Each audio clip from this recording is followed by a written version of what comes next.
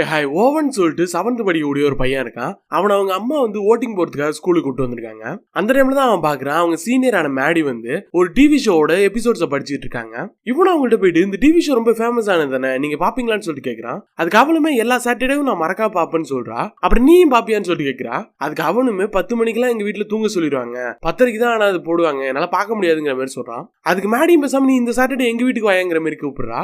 சரின்னு சொல்லிட்டு இவனுமே அங்க போய் த பிங் ஒபாக்யூன்னு சொல்லிட்டு ஃபேமஸான ஒரு டிவி ஷோவை பாக்குறான். இதுக்கப்புறம் அவனோட லைஃப்ல என்ன நடந்துச்சுங்கிறது தான் ஐ சா எ டிவி க்ளோன்னு சொல்லிட்டு ஒரு சூப்பரான ஒரு ஹாரர் மூவியோட கதை. இந்த படத்தை நான் எக்ஸ்பிளனேஷனுக்காக தான் பார்த்தா, ரொம்ப ரீசெண்டா தான் ரிலீஸ் ஆச்சு. பட் ஆனா இந்த படத்தோட ப்ராப்ளம் என்னன்னா இது ஃபுல்லாவே டயலாக்ஸ்ல தான் மூவ் ஆகும். ரொம்ப பொறுமையா தான் நம்ம பார்த்தாகணும். அப்பதான் இந்த படத்துல வர ஹாரர் சைக்காலஜியை நம்மளால ஃபீல் பண்ண முடியும். நீங்க இந்த படத்தை பார்க்கணும்னு நினைச்சீங்கன்னா முக்கியமான ஒரு விஷயம் சொல்லிடுறேன். இந்த படத்தோட கிளைமேக்ஸ் கன்ஃபியூஸ் பண்ணி தான் முடிப்பாங்க. நீங்க உங்களை ஒரு பெரிய புத்திசாலியா நினைச்சிருந்தீங்கன்னா கண்டிப்பா இந்த படத்தை பாருங்க. அந்த மாதிரி உங்க ஃப்ரெண்டு